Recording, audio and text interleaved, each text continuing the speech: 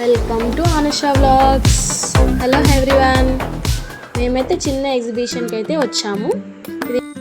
ఈ లొకేషన్ ఎక్కడో తెలిస్తే ఒక్కసారి కామెంట్ చేయండి. నేను మా పాప అలా టైంపాస్కి అయితే ఎగ్జిబిషన్కి అయితే వచ్చేసాం.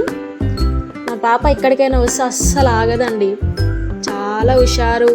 చిన్నపిల్లలు అంతే కదా, చాలా అల్లరి చేస్తూ ఉంటారు. ఏది కనిపిస్తుంది ఖచ్చితంగా ఎక్కాలి, ఆడుకోవాలి అనే ఆలోచన అయితే ఉంటుంది వాళ్ళకు.